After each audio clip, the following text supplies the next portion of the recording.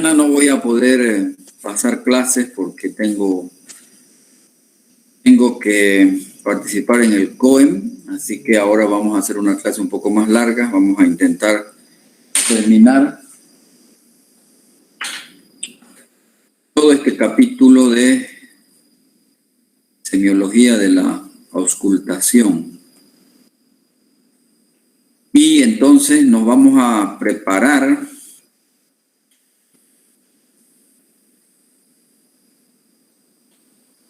para la clase de electrocardiografía. Por lo tanto, los invito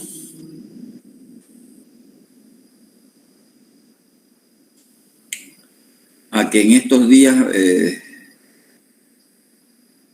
este fin de semana, revisen todo lo que es electrocardiografía, revisen sus electrocardiogramas para que yo pueda absorber todas las dudas que tienen en cuanto a electrocardiografía.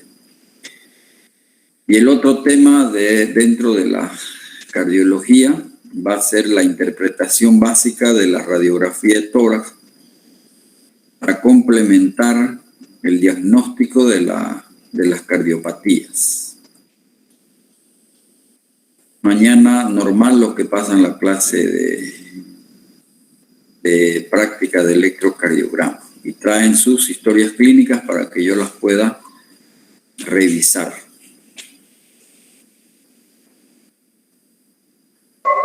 Entonces, hemos visto 4 cardiopatías valvulares adquiridas. Es la estenosis mitral, la insuficiencia mitral, la estenosis aórtica y la insuficiencia aórtica. Y para hoy vamos a dedicarle el tema de cardiopatías congénitas, las más frecuentes.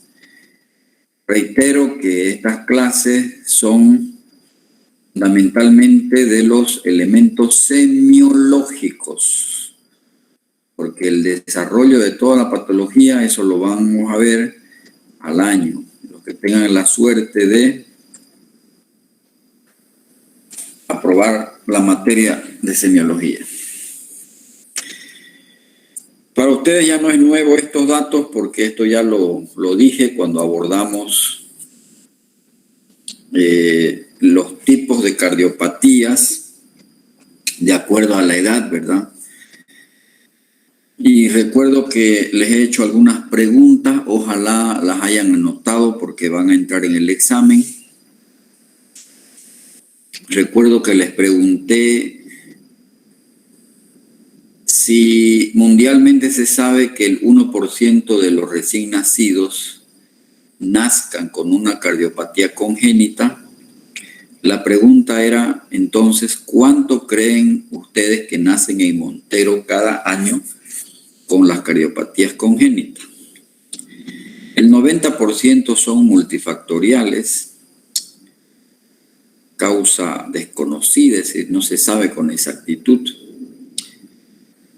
El 5% son por causas ambientales, es decir, relacionadas a problemas que puede padecer la madre mientras está embarazada. Por ejemplo, la infección por rubeola. Esto ya pasó a la historia, la talidomida, el consumo de alcohol, cigarrillo. Y lo que resaltaba es que una de las cardiopatías más frecuentes a nivel mundial, y esto también se da en nuestro país, en nuestra región, es la comunicación interventricular o el defecto del septum interventricular.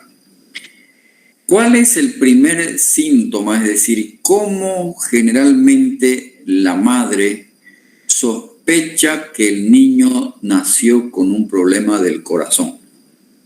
¿Por qué creen ustedes que lo lleva la madre al niño, al médico, al pediatra, a la atención primaria de salud, al médico de cabecera, al médico de su familia? ¿Cuál es el síntoma? Tribuna abierta, tribuna libre. ¿Quién me dice? Cuando el niño tiene cianosis, doctor.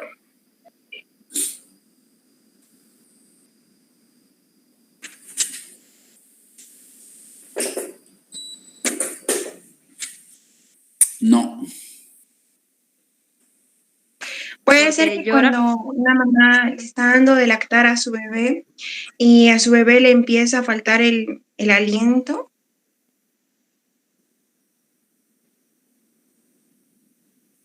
Sí, puede ser.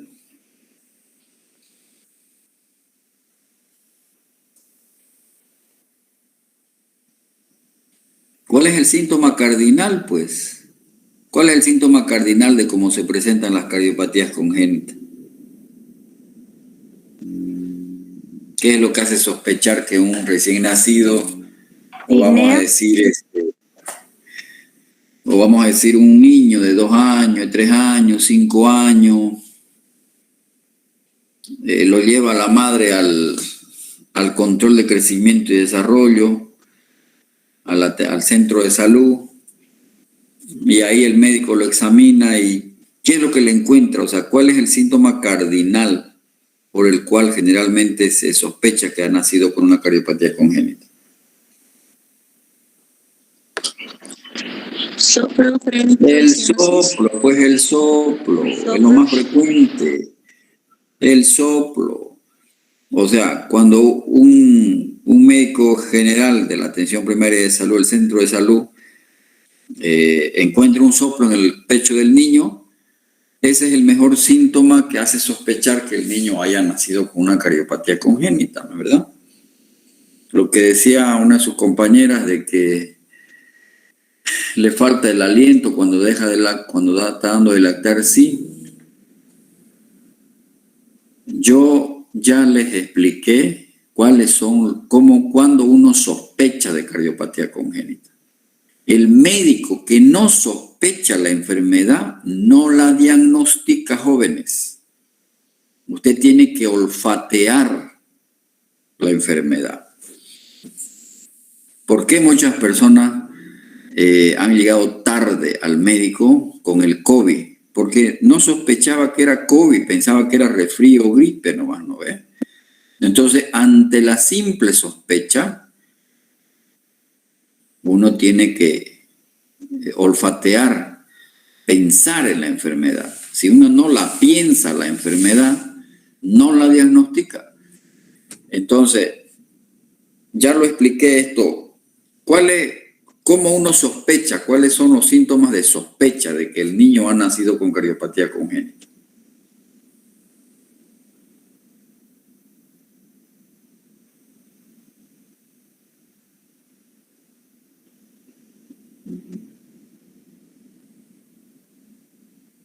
Pero si ya lo dije esto yo cuando hablábamos de la historia clínica cardiológica de acuerdo a los grupos etarios, ya lo dije. Antes de los 10 años, de 10 a 20, de 20 a 40, de 40 a 60, 60 a 80. ¿Acaso la edad no es importante o todas las enfermedades se presentan a cualquier edad? Ni idea, pues. ¿Cuáles son esos síntomas de sospecha? Estamos hablando de anamnesis. Estamos hablando de clínica, de síntomas.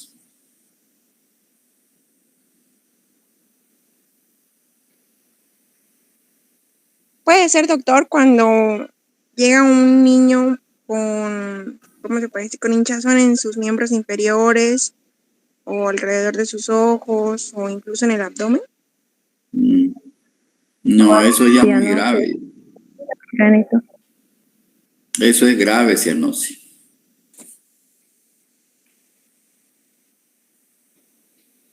Qué barbaridad. Si ya lo dije, en una clase lo expliqué. La dificultad para respirar. En la mamada, alimentación. ¿Qué tiene la mamada? Que el niño va a tener dificultad para respirar mientras la amamanta a la madre. Exacto, eso es un síntoma de sospecha. Cuando la madre dice, doctor, yo siento que mi niño se atraganta, se agita, se fatiga o se pone morado cuando está chupando mi teta. Es un signo que hace sospechar. ¿Cómo te llamas? Mariela Benito. Mariela. Otro síntoma. Infecciones respiratorias a repetición. Eso hace sospechar que el niño tenga una cardiopatía congénita. Cuando no crece ni se desarrolla, hay cardiopatías congénitas que no lo dejan crecer al niño y es una indicación de cirugía eso. Y obviamente el soplo. La cianosis indica una enfermedad grave y eso es menos frecuente. Entonces, jóvenes, cuando estén en la atención primaria de salud, porque ustedes van a egresar como médico,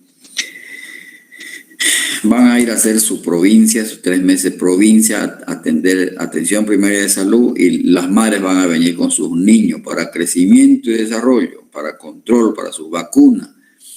Entonces, a esa edad pueden tener los niños cardiopatías congénitas. Entonces, hay que averiguar todos estos síntomas. Y muchas veces las madres ya lo dicen, lo relatan.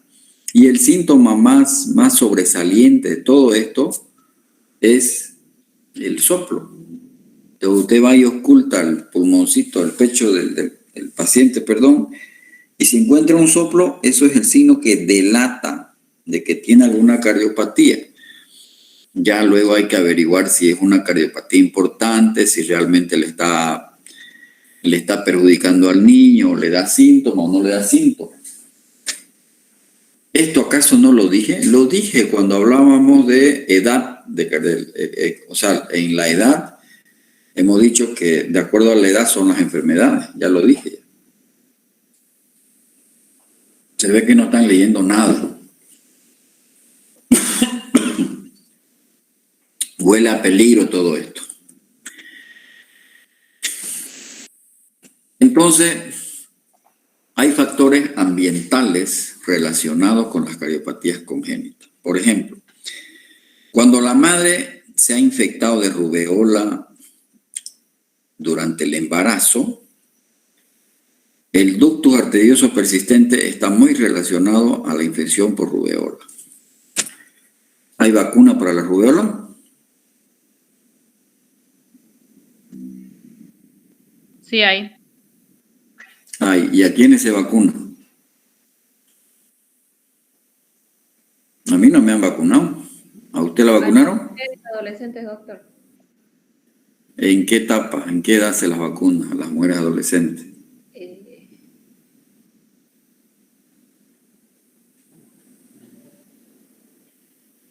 Cuando están en colegio, doctor, en la adolescencia.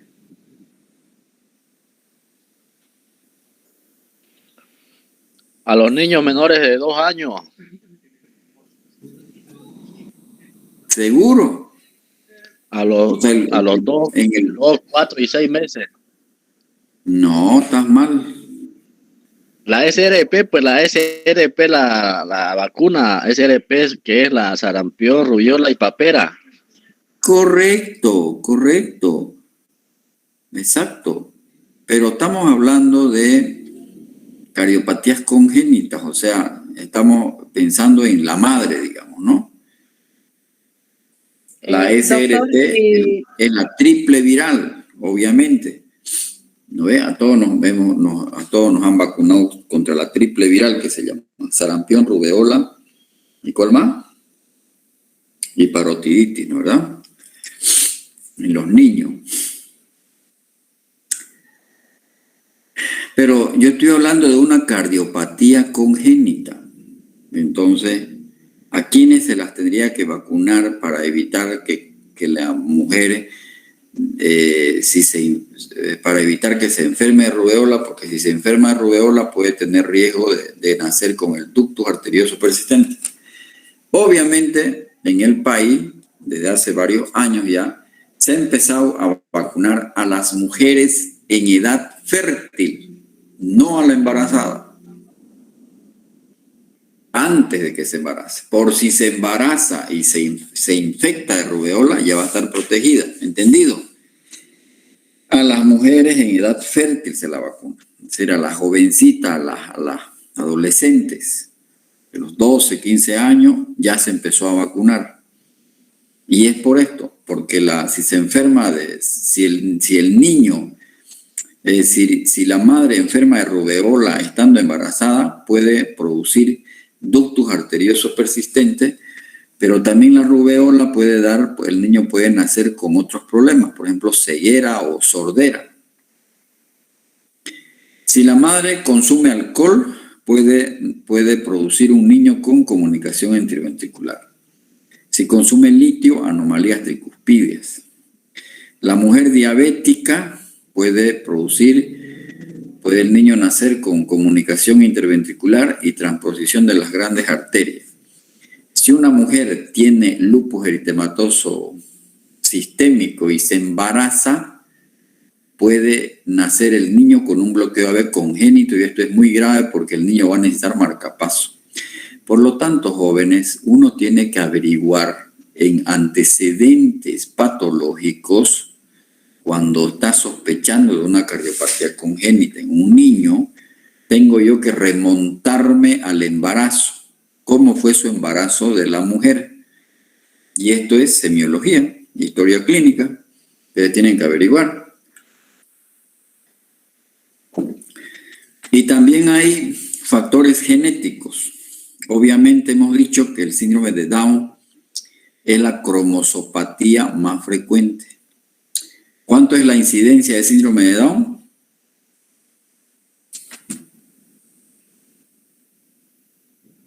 ¿600, doctor?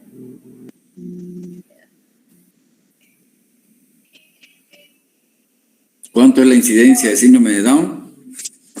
Por cada 600 personas, 600 nacidos, una es la incidencia, doctor. Eso, por cada 600 nacimientos puede nacer un niño con síndrome de Down. Entonces la pregunta es, ¿cuántos Down pueden nacer en Montero cada año? Pregunta de examen. El síndrome de Down es la cromosopatía más frecuente. Está asociada a canal aurículo-ventricular, una cardiopatía congénita, pero se sabe que una de las más frecuentes es la comunicación interventricular. El síndrome de Turner, ¿qué es el síndrome de Turner?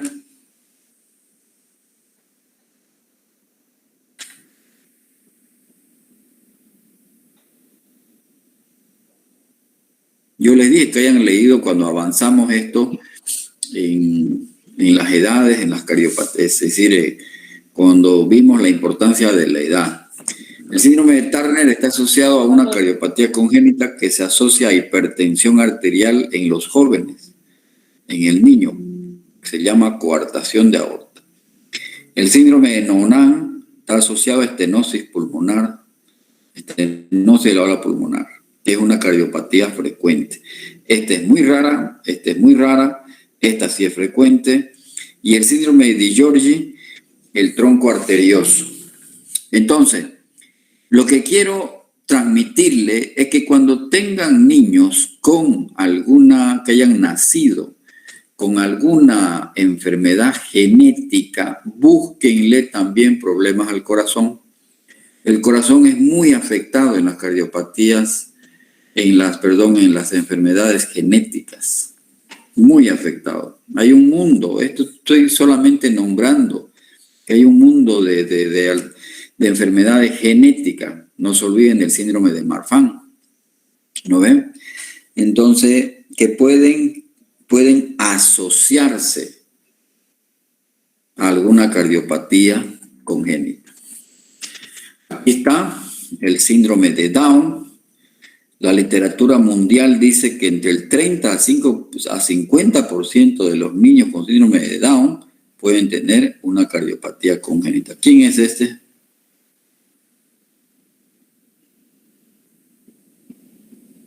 ¿Quién es este?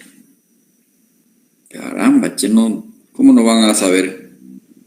Un personaje famoso del mundo. Abraham Lincoln. Abraham Lincoln, pues. Se dice que Abraham Lincoln, si van y buscan, era un tipo alto. Los dedos tenía aracnodactilia, tenía síndrome de Marfan y se murió por una insuficiencia de la válvula aórtica, porque los que nacen con síndrome de Marfan se asocia a problemas de la válvula aórtica, del anillo, se dilata el anillo de la aorta y se rompe la aorta en cualquier momento y es muerte súbita, y Abraham Lincoln de eso falleció. Fíjense la historia de este señor, de Abraham Lincoln. ¿Qué se llama este signo? Tarea para la casa. Todo lo que tiene un síndrome de Marfan. ¿Cuánto es la incidencia del síndrome de Marfan? ¿Cuántos casos en Montero debemos esperar? ¿Cuánto es la incidencia? O sea, de tantos nacimientos, ¿cuántos nacen con síndrome de Marfan? ¿Cuánto es la incidencia? Interesante este signo, fíjense. A ver, hagan esto, es difícil. No es común que uno tenga esto. ¿No ven? Son pacientes de talla alta, tienen aracnodactilia, pueden ser miopes, tienen problemas de... Cuidado con los que han nacido con miopía, porque la miopía se asocia a síndrome de Marfan, el pectum excavatum. Este es muy interesante, porque el síndrome de Marfan en realidad es un defecto de la fibrilina. Tienen hiperlaxitud los pacientes, aracnodactilia, los dedos son muy largos. Y bueno, ¿de qué se mueren al final? No del trastorno genético en sí, se mueren de problemas cardiovasculares. Síndrome, insuficiencia de la válvula aórtica, prolapso de la válvula mitral. El síndrome de Williams, yo no he visto, esto tengo pacientes. Síndrome de Noonan he visto. Síndrome de Turner es muy frecuente. Es la monosomía, es decir, la mujer nace con un solo cromosoma X, X0 es su cariotipo. Son niñas de talla baja que tienen hipogonadismo. Y la coartación de la arteria aorta es la cardiopatía congénita más frecuente. Entonces, el mensaje es que cuando tengan un niño, un jovencito, una infante, que nació con un problema genético, cualquiera sea la causa, es decir, cualquier tipo de trastorno genético, busquen problemas del corazón, porque son muy frecuentes los problemas del corazón. De una manera general y clínica, las cardiopatías congénitas se dividen en dos grandes grupos. Las cianóticas representan el 70% de los casos. A Dios gracias. Y las cianóticas son el 30%. Estas cardiopatías cianóticas los mata a los niños. No llegan al año de edad, a los 2 años, porque los mata a los niños. De suerte que solo representan el 30% al nacimiento. En cambio, las no cianóticas, pero que después se pueden volver cianóticas, representan el 70%. Y esa es la frecuencia. La primera es la comunicación interventricular, la segunda es la interauricular, le sigue el ductus arterioso persistente y la estenosis pulmonar. Entonces, vamos a ver estas tres, porque son las más frecuentes y sobre las que yo voy a preguntar, y ustedes en algún momento de su vida como médicos van a encontrar estas patologías, por lo tanto son importantes revisarlas desde el punto de vista semiológico.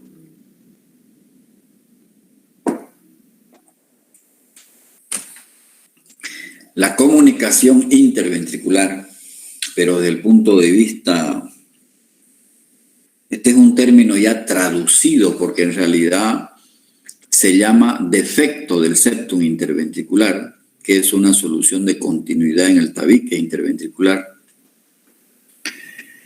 Es la cardiopatía congénita cianótica más frecuente. La forma anatómica más frecuente es la de tipo de septum membranoso. Entonces, ¿qué ocurre? Durante la sístole ventricular hay un jet de regurgitación que en vez de salir todo ese volumen latido por la arteria aorta, se dirige al ventrículo derecho. Por lo tanto, en cada ciclo cardíaco se va a dilatar el ventrículo derecho, pero como la sangre vuelve, igual se dilata el ventrículo izquierdo. Por lo tanto, con el pasar del tiempo, en realidad, en una comunicación interventricular, los dos ventrículos están dilatados. Y también las aurículas se dilatan, porque esta sangre que pasa en cada ciclo cardíaco, que refluye del VI al VD, porque aquí hay mayor presión que el VD, sale por la arteria pulmonar. Entonces hay un hiperflujo pulmonar. La CIB es una de las cardiopatías que cuando es grave, cuando esta solución de continuidad es muy grande, produce infecciones respiratorias a repetición, porque los pulmones están húmedos, es decir, hay mucho hiperflujo de pulmón. Mucho hiperflujo, sale mucha sangre, porque el ventrículo derecho está recibiendo dos volúmenes, un volumen normal que viene de la aurícula derecha y un volumen anormal que viene del ventrículo izquierdo. Hay un shunt de izquierda a derecha, porque las presiones aquí son mayores que el VD, ¿no es verdad? Entonces, ¿qué es lo que ocurre? Como hay hiperflujo pulmonar, toda esa sangre vuelve a la aurícula izquierda por las 4 venas pulmonares y pasa al ventrículo izquierdo. O sea que la comunicación interventricular produce una sobrecarga volumétrica. Hay una sobrecarga de volumen. Es un pulmón húmedo, genera un pulmón húmedo. Y estos niños están siempre con problemas respiratorios, con resfríos, con gripes, con bronquitis, y las neumonías los matan a estos niños. No van a aguantar una neumonía estos niños cuando tienen una comunicación interventricular. Por esa razón, a estos niños, cuando se les detecta cardiopatía congénita tipo C y B, se los tiene que vacunar contra la gripe, contra la influenza y contra las neumonías. Hay que vacunarlos a estos niños, porque de eso es lo que los mata a los niños que tienen una cardiopatía congénita tipo C y B. ¿Por qué lo lleva la madre al niño y por qué, de cómo el médico sospecha? Por esto que acabamos de decir, infecciones respiratorias a repetición. Y lo que va a encontrar el médico es un soplo. Es un soplo rudo, pansistólico, que se oculta en el mesocardio. Es un soplo que se llama en barra. Y generalmente este soplo, cuando el defecto es grande, el defecto del septum interventricular, se acompaña de frémito. El soplo se oculta sobre todo en el mesocardio. El mesocardio es al tercer a cuarto espacio intercostal sobre el borde esternal izquierdo, como quien dice en el foco de Ehrlich. No voy a referirme a cómo se ve el electrocardiograma ni la radiografía de tórax, porque estos son dos temas que vamos a avanzar. A mí lo que me interesa en este momento es la clínica, porque estamos aprendiendo a auscultar. Se llama soplo en banda, porque se irradia a todos los focos. Generalmente es un soplo rudo y se acompaña de frémito. Uno pone el pecho, palpa el pecho del niño y se siente el frémito, porque es un soplo rudo, generalmente 4/6 sobre el mesocardio, y se llama en banda porque se propaga en rayos de rueda de carro, como los rayos de rueda de la bicicleta. Ocupa toda la sístole El epicentro está en el tercer a cuarto espacio intercostal izquierdo, sobre el mesocardio, en el foco accesorio de Ehrlich.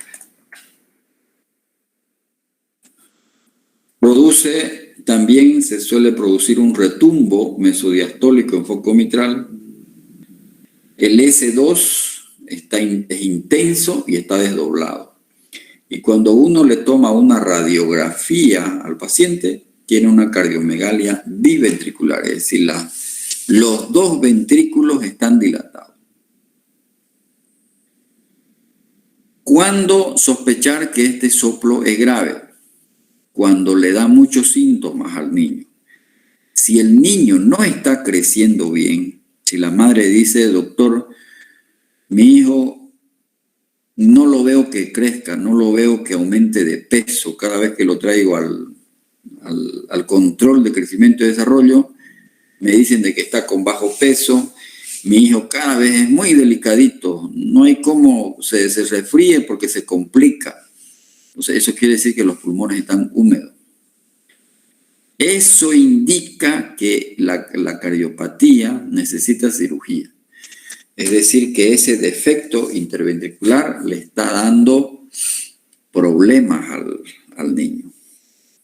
No es lo mismo cuando una madre viene con un niño de 8 años, viene a un simple control de crecimiento y desarrollo, y le dice, doctor, yo quisiera que me lo revise a mi niño porque cuando él nació o al año de edad me dijeron que tenía un soplo. Lo primero que tienen que pensar es que es CIB porque es la cardiopatía congénita más frecuente, siempre y cuando no esté cianótico el niño. Entonces, usted lo examina al niño, lo talla, lo pesa y lo ve que ha desarrollado normalmente. Entonces, lo más probable es que esa CIB no le esté repercutiendo clínicamente al niño. Entonces, ese niño no necesita operarse ni hay para qué transmitirle preocupación a la madre. O sea, ¿qué es lo que marca la gravedad? Siempre en la medicina es la clínica. O sea, el contexto, cómo está el niño. Si el niño uno lo ve normal, de peso normal, para su edad está bien su peso. Si uno lo compara con los otros niños a su edad, porque la madre también puede darse cuenta. No, doctor, yo lo veo muy, muy pequeñito a mi niño, o sea, lo veo flaquito, no lo veo tan bien. Entonces, eso ya nos hace sospechar que ese defecto del septum interventricular le está perjudicando su desarrollo pondoestatural. Entonces ustedes tienen que saber cuánto debe pesar un niño al año de edad, a los 2 años, a los 5 años. Eso van a aprender en pediatría. Ahora, si no sabes ni eso, bueno, pues está frito, entonces, ¿no? ¿Cómo vas a saber si está bien de peso? Si no sabes estimar el peso, esto en pediatría te van a enseñar. Entonces, todo depende de eso, ¿eh? Si el niño ha desarrollado bien, si no está sintomático, si no se enferma a repetición, quiere decir que ese soplo, que ese defecto del septum interventricular no es muy grande, el agujero, vamos a decir así, y no le está perjudicando, pero sí necesita sus controles, digamos, ¿no? Por lo menos cada 6 meses, cada año. El doctor Roger describió un cuadro de CIB y resulta que el 75% de estos casos, ese defecto se cerraba a los 2 años. Y el soplo igual era pansistólico, con frémito, pero resulta que como ese soplo no ha repercutido sobre el desarrollo pondoestatural del niño, lo más probable es que se cierre. Entonces, muchas veces los médicos esperan, le dan un tiempo para que ese defecto se cierre. Si llega a los 5 años, los 6 años, los 7 años y no se cierra, pero no le da síntomas, no hay que preocuparse. Yo tengo una sobrina que le diagnosticaron soplo cuando nació y su madre lo traía cada año.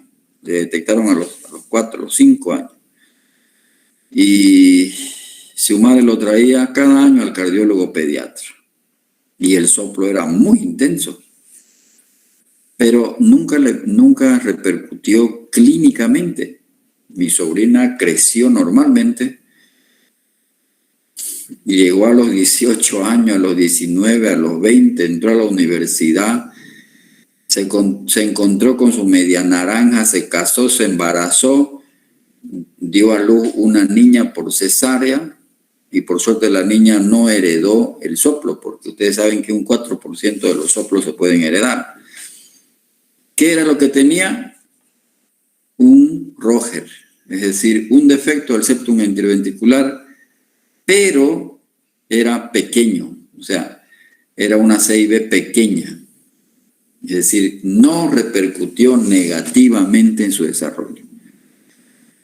No se cerró, sí, el defecto del septum interventricular, pero como era tan pequeñito y a veces la explicación científica es que mientras más pequeñito el soplo es más intenso, porque ofrece dificultad, hay un flujo turbulento entre el BI y el BD y eso genera un soplo más intenso. Yo en realidad aprendí soplos en mi sobrina porque las veces que la visitaba cada año la ocultaba y me llamaba mucho la atención el soplo.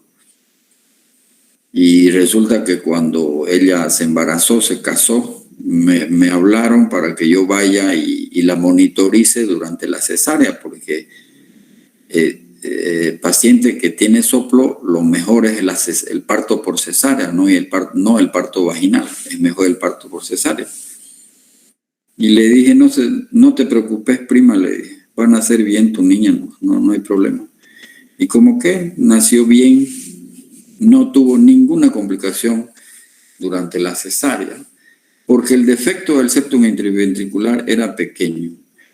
Y cuando es pequeño, eso lo describió el doctor Roger, que son defectos de pequeño tamaño que no comprometen para nada el desarrollo del niño. Entonces, las CIB, cuando son pequeñas, son asintomáticos a cualquier edad.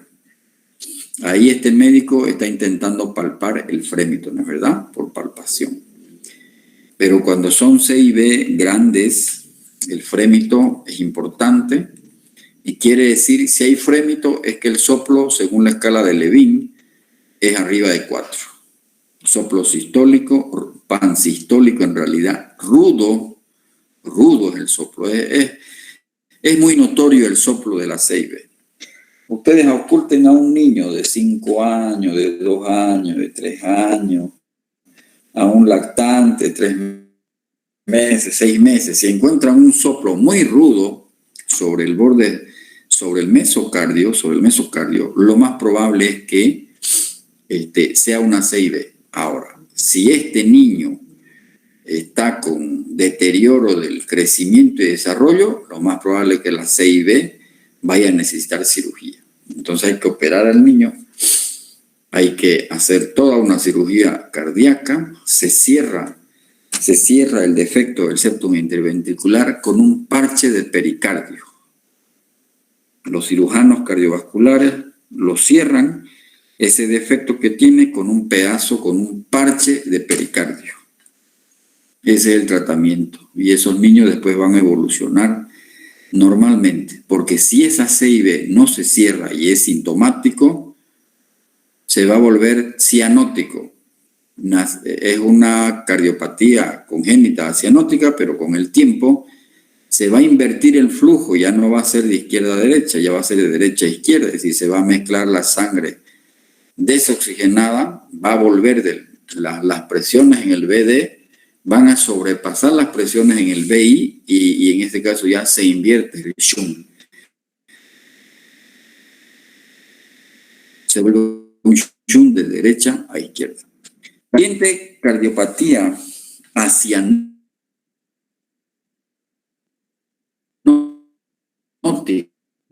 congénita. Y esta sí que nos engaña mucho porque esta cardiopatía puede pasar asintomática toda la infancia. 5 años, 10 años, 15 años, 18 años y es más frecuente en las mujeres. Cuando se detecta 20, 30 años, cuando la mujer se embaraza, cuando la jovencita se embaraza, el embarazo lo descompensa al corazón y la cardiopatía descompensa al embarazo. Hay una reciprocidad. Por esa razón que cuando una paciente, mujer, nace con cardiopatía congénita, hay que planificar su vida, porque obviamente no se le puede prohibir el derecho de que se encamote y tenga que casarse y tenga hijos. Entonces hay que planificar, porque es un riesgo para el corazón y un riesgo para la madre y para el niño, para el binomio. Le reitero, la cardiopatía agrava el embarazo y el embarazo agrava la cardiopatía. Entonces puede pasar muchos años y no tener síntomas. Entonces es un diagnóstico casual. Entonces acá está el defecto del septum interauricular, la aurícula derecha, la aurícula izquierda. Igual acá hay un shunt de izquierda a derecha, por eso es que es una cardiopatía congénita cianótica. ¿Qué va a pasar acá? Igual se dilata la aurícula derecha, se dilata el ventrículo derecho, hay hiperflujo pulmonar porque la cantidad de sangre se aumenta y por esa razón también estas mujercitas o estas pacientes, cuando ya son más adultas, tienen riesgo de tener infecciones respiratorias a repetición. Se enferman mucho de bronquitis, neumonía. Y las neumonías también lo descompensa la cardiopatía. Suele tolerarse bien durante la infancia y los síntomas aparecen a partir del tercer decenio de la vida, a partir de los 30 años, pero puede aparecer más jóvenes. Yo he tenido pacientes de 20, 25 años con CIB. Y es sobre todo cuando se embarazan y empiezan con síntomas. Las manifestaciones clínicas de la CIA es disnea. Estas pacientes acusan mucha disnea. Y las complicaciones, en realidad, por las complicaciones vienen por hipertensión pulmonar, tienen dolores de pecho, tienen disnea, palpitaciones porque la fibrilación auricular es muy frecuente, se desarrolla insuficiencia mitral y tricuspidia y finalmente insuficiencia cardíaca. A los 30, 35, 40 años ya esa CIA está el paciente en insuficiencia cardíaca y aquí ya es inoperable. Ya no hay para qué operar. La operación ya no soluciona la CIA porque ya tiene complicaciones. ¿Cuál es el problema? La hipertensión pulmonar. Cuando una cardiopatía congénita se ha complicado con hipertensión pulmonar, ya el cirujano no la va a tocar porque el pronóstico sigue siendo malo ya. Ya hay secuelas, vamos a decir así.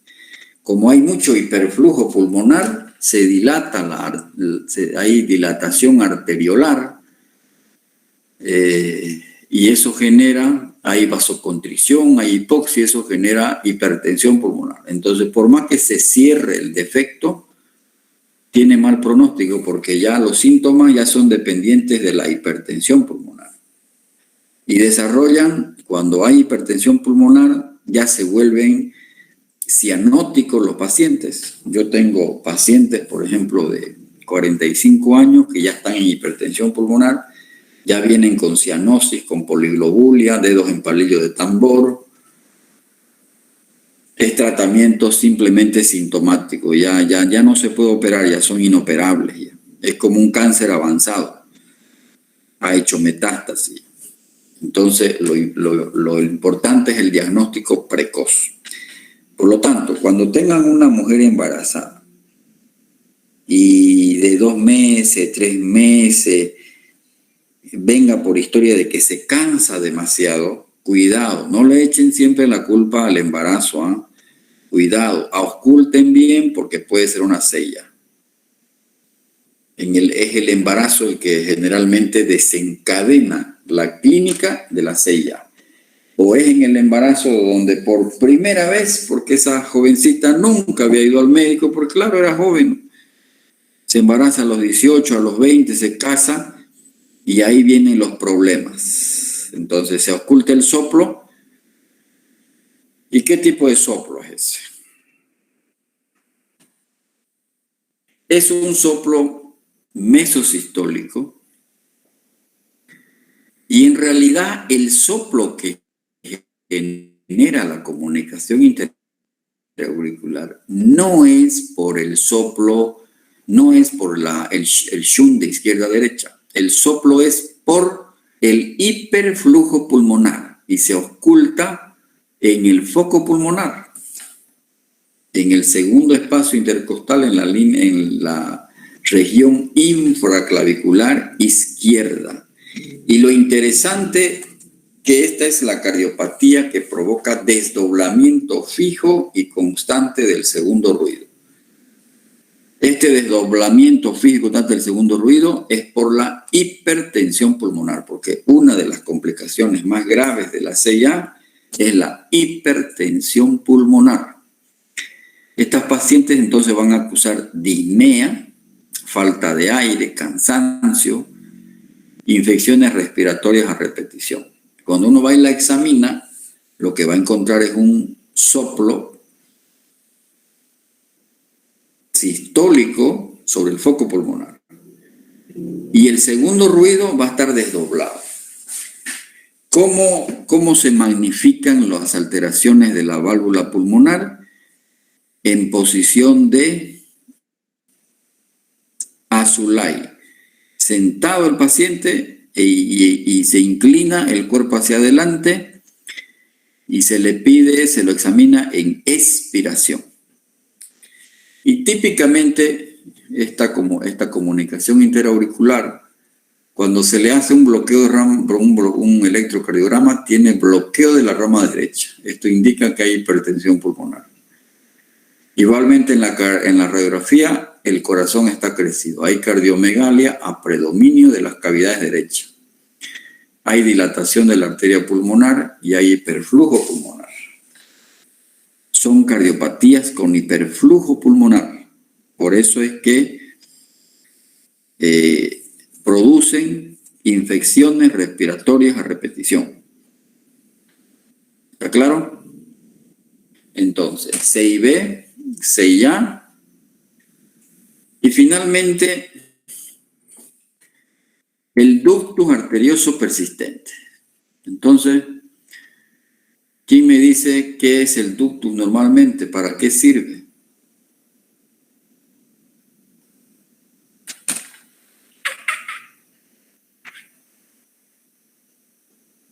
¿Para qué sirve? Doctor, eso mayormente es durante cuando el niño está durante el proceso de embarazo, es por donde pasa la sangre. ¿Cuánto mide? ¿De dónde a dónde va? ¿Para qué sirve?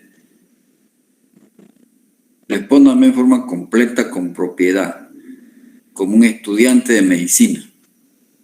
¿Qué es el ductus? ¿O qué es el conducto arterioso? Es la comunicación entre la comunicación entre la arteria pulmonar. Ahí está, pues, en la gráfica. La arteria pulmonar y la aorta. Y ahí, la aorta descendente. Sí. ¿Pero qué hace? ¿Para qué sirve? ¿Qué función cumple en el embarazo? ¿Para qué sirve? Cumple la función de llevar sangre rica en oxígeno. ¿Qué tipo de sangre lleva? ¿De dónde a dónde va el flujo? ¿De aorta a pulmón o de pulmón a aorta? ¿Cómo es? De aorta a pulmón. ¿Cómo te llamas? ¿Cómo te llamas? Sí, yo, Obvio. Ángel, Ángel, ¿qué? Atanasio Flores. Ángel Atanasio. Miércoles.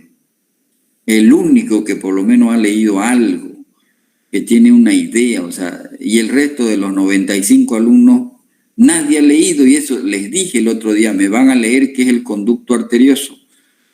A ver, otro. Doctor, hay dos conductos, uno que es de la aorta y el otro que es el pulmonar, y que en el cual la mamá cuando está embarazada le transmite oxígeno a través de la placenta ¿qué se llama? Al feto. Como el feto aún no puede respirar por sí solo, entonces a través de la placenta la mamá le transmite oxígeno a través de la placenta. No sé cuáles son los dos conductos, al menos yo tengo uno, no sé si vos tenés dos, pero yo tengo uno nomás.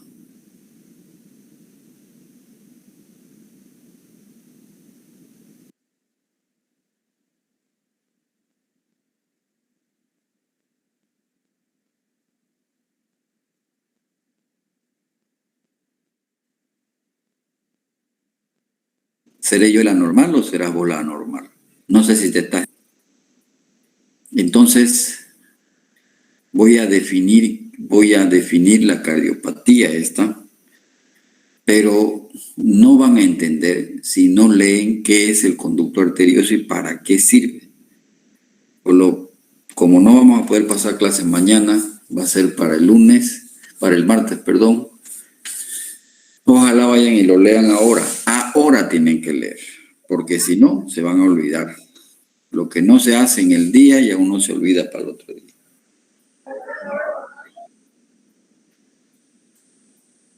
Fíjense que ese conducto es distal a la subclavia izquierda, porque está después de la subclavia izquierda. Aquí están las tres porciones de la aorta. Aorta ascendente, el callado donde nacen los tres vasos más importantes, y esta es la aorta descendente. ¿Y de dónde a dónde va el flujo? Fíjense. ¿De dónde a dónde va el flujo? Este conducto, De la aorta para la... ese conducto se tiene que cerrar en las primeras horas, en los primeros días máximo, hasta los 7 días se debe cerrar.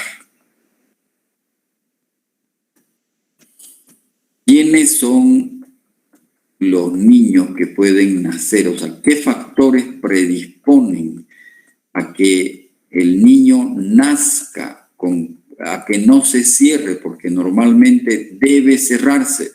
Eso es lo normal. Cuando no se cierra, genera una cardiopatía que se llama precisamente persistencia del conducto arterioso.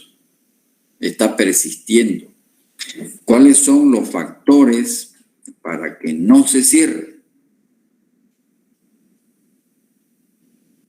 Es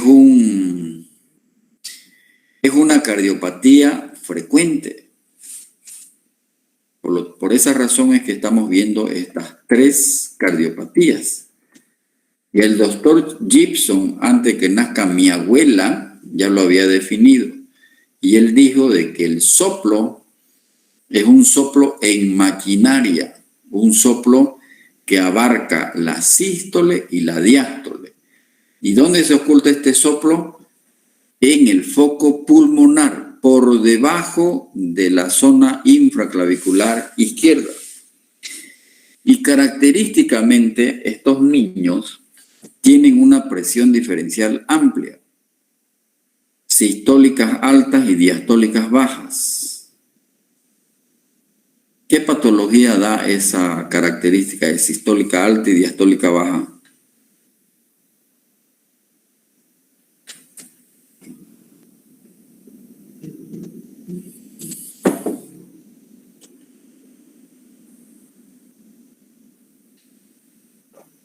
Dios mío, pero si hace unos 2 días hemos revisado eso. ¿Cuál es la valvulopatía que produce presión sistólica alta y diastólica normal o baja. Estenosis aórtica. Insuficiencia como estenosis. Insuficiencia. Divergente. Divergente.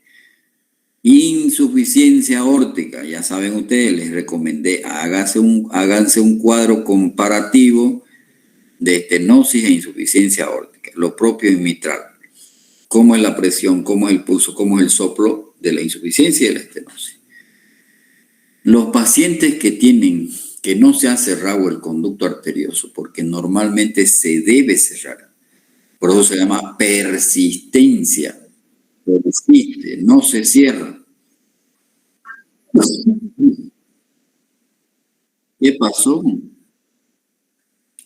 ¿Están en karaoke? ¿Qué pasó? Entonces, esta cardiopatía Maraí, tu audio. produce un pulso saltón.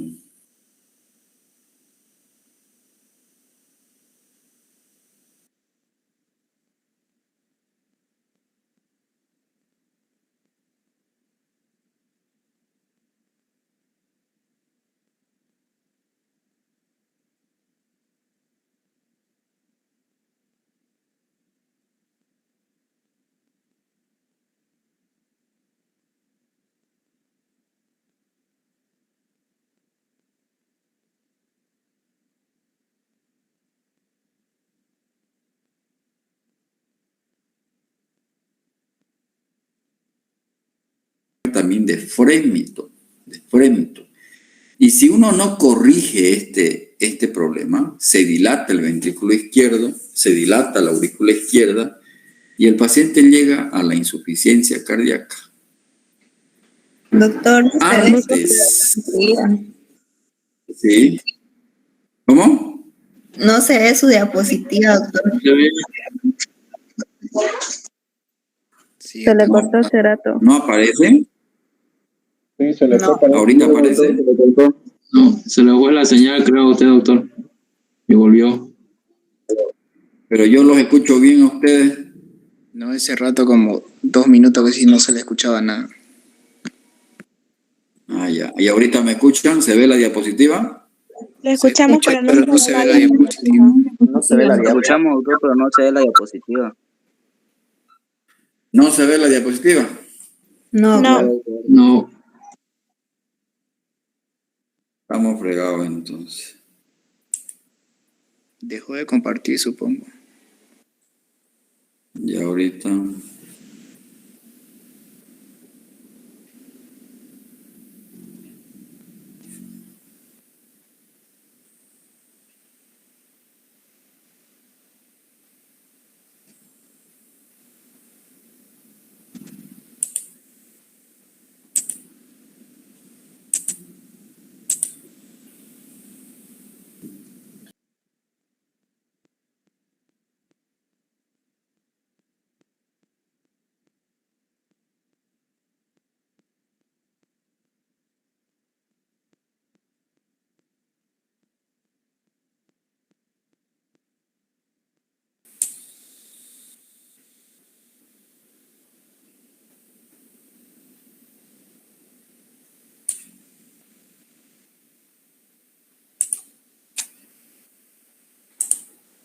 ¿Ya se ve?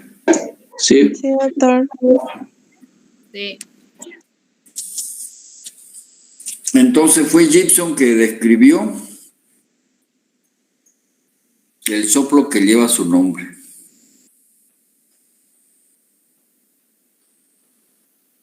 ¿Por qué nacen los niños con esta cardiopatía? Primero, se ha asociado a que la madre se infectó de rubeola, ¿verdad? Ese es el antecedente. Pero esta rubeola puede haber pasado desapercibida. Y por esa razón es que las campañas que se hicieron para evitar la rubeola vacunando a los adolescentes se hizo fundamentalmente no tanto por la cardiopatía congénita, sino porque los niños podían nacer con sordera congénita. Pero el niño es decir, la madre que se enferma de rubeola en el embarazo, o cuando yo encuentro un niño que ha nacido con esta cardiopatía, debo pensar que esa madre se infectó de rubeola. Pero hay otros factores que predisponen al nacimiento de un niño con cardiopatía congénita. ¿Quién me dice?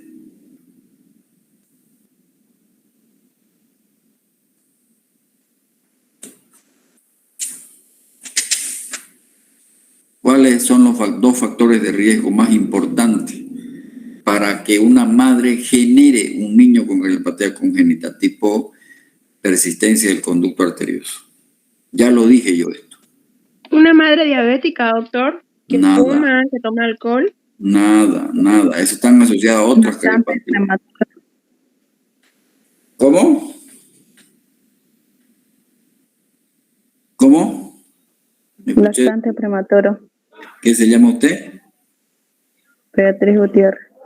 Beatriz, ¿de dónde estaba? ¿Cómo naciste? O sea, ¿cómo te has imaginado? Porque lo dije en una clase. También los morfinatos y los niños en altura.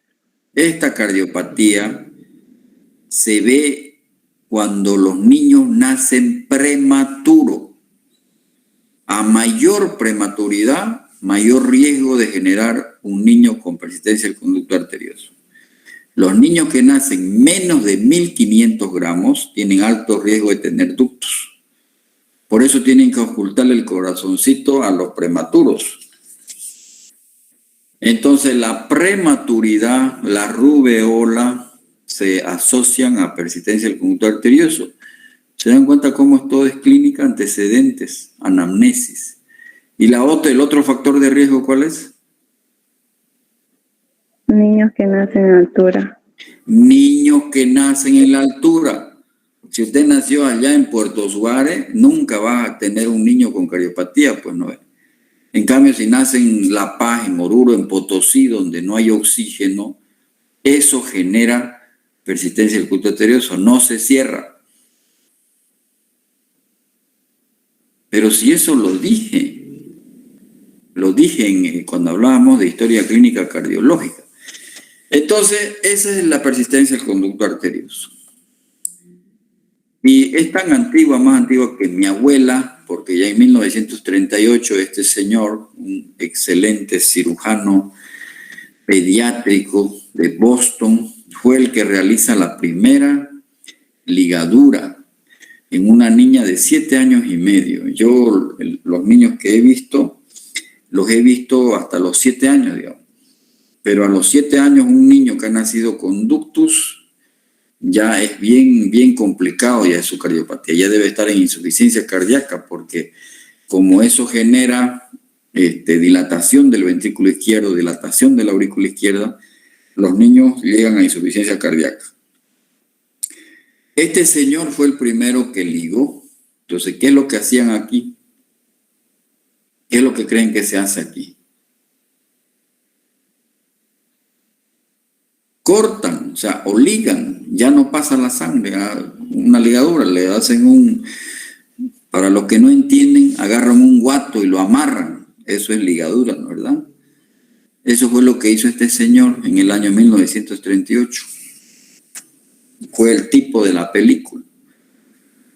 Pero ahora ya no se hace porque eso es toda una cirugía cardíaca. Hay que hacer una esternotomía, generalmente por la región axilar entran. Ahora ya no se hace eso, se hace procedimientos menos invasivos, le meten un catéter por la arteria femoral, llegan al ducto y ahí inflan un aparatito que se llama el Amplatzer. Es un dispositivo como en sombrilla y se soluciona. Ese es el tratamiento que se hace ahora.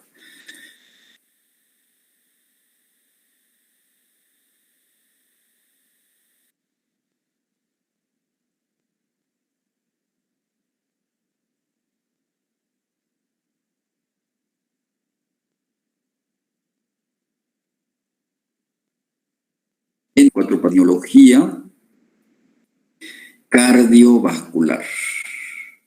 ¿Alguna pregunta tienen?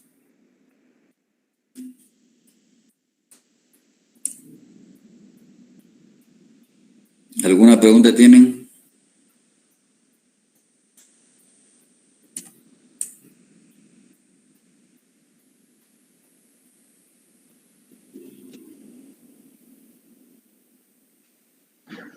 Doctor, ¿cuánto puede estar un niño o cuánto puede vivir un niño con cardiopatía C y B antes de presentar cianosis? Mira que, o sea, si el ductus si el defecto es grande, esos niños deben operarse antes de los 5 años. Es igual que la tetralogía de Fallot, deben operarse lo más temprano posible. Cuando es sintomático el niño, cuando tiene infecciones respiratorias a repetición, cuando la madre dice de que se atraganta, que no puede lactar, eso es porque el defecto ese es grande, el hueco es grande. Hay que operar lo más pronto posible. Igual que la CIA. Cuando la CIA es grande igual, porque en CIA yo le he estado diciendo que puede estar toda la infancia sin síntomas, ¿no? Que no se detecta, que no le da problema. Pero cuando la CIA es grande, generalmente hay que operar al niño en etapa preescolar, antes que le vaya a la escuela. Porque si va a la escuela va a chivear el niño, va a hacer ejercicio y va a tener problemas, pues, ¿no es verdad? Se va a cansar, no va a poder hacer ejercicio con el profesor de educación física, entonces le da problemas. Por eso en países desarrollados lo operan a estos niños en la etapa preescolar, antes que vaya a la escuela. Y la cardiopatía congénita cianótica más frecuente es la tetralogía de Fallot. Esta sí que los niños nacen cianóticos, pero generalmente esa cianosis aparece a partir de los 6 meses. A partir de los 6 meses el niño ya está cianótico. Es la tetralogía de Fallot. Y esta enfermedad sí que es peligrosa porque si no se opera el niño lo ideal es operarlo antes del año de edad. Porque si no, este niño se va a morir o de una trombosis cerebral, se va a morir de un paro cardíaco o se va a morir de un proceso infeccioso, es muy frecuente, endocarditis infecciosa. Entonces, la cardiopatía congénita cianótica más frecuente es la tetralogía de Fallot. Pero esa cianosis empieza a presentarse a partir de los 6 meses. En cambio, la cardiopatía congénita en la que el niño nace cianótico, que es muy diferente, el niño nace cianótico, cianosis central, es la transposición de los grandes vasos. Quiere decir que la aorta nace del ventrículo derecho y la arteria pulmonar nace del ventrículo izquierdo. Eso es incompatible con la vida. Si el niño no se opera antes de los 7 días, se muere. De suerte que no es frecuente, pero hay muchos niños que nacen así. No se olviden que eso es el 30%. Entonces, si ustedes para la próxima clase me dicen cuántos niños nacen con cardiopatía congénita en Montero, entonces más o menos de esa cantidad, el 70% son acianóticos y el 30% son cianóticos. ¿Alguna pregunta? Mañana, entonces, a las 5 de la tarde, los que van a hacer la práctica de electrocardiografía. No vamos a tener clase virtual. Sí, dígame. Y en estos casos que son con cardiopatía congénita, ¿cómo se encuentran lo que son la presión sistólica y diastólica? ¿Están disminuido o han aumentado? Depende, pues, qué cardiopatía, hijo. Depende qué cardiopatía. Cada cardiopatía altera la presión o el pulso, y eso es lo que hemos estado definiendo. Eso es lo que te voy a preguntar, más bien. Estás ahorita como si yo fuera el alumno y vos fueras el profesor. No te olvides que vos sos el alumno, yo soy el profesor, y eso ya yo lo he dicho. Por eso les he recomendado, háganse un cuadrito, porque la presión arterial es importante, al igual que el pulso. Todo es, o sea, para hacer el diagnóstico de una valvulopatía, de una cardiopatía, hay que valorar la presión arterial, el pulso, o sea, las características del pulso y la auscultación. O sea, ¿qué tiene a la auscultación? Y ¿qué tiene, perdón, también a la palpación? Entonces, la pregunta que me haces es muy grande porque yo tendría que volver a repasar toditas las cardiopatías para ver cómo es la presión arterial, cómo es el pulso, y ya eso ya yo lo he dicho. Tenés que ir nomás al mataburro, a semiología, al libro y leer, revisar. Entonces, 4 más 3, 7. 7 cardiopatías tienen que leer. Estenosis mitral, insuficiencia mitral. Estenosis aórtica, insuficiencia aórtica. CIB, CIA y persistencia del conducto arterioso. ¿Ok? Entonces, jóvenes, nos veremos el próximo martes.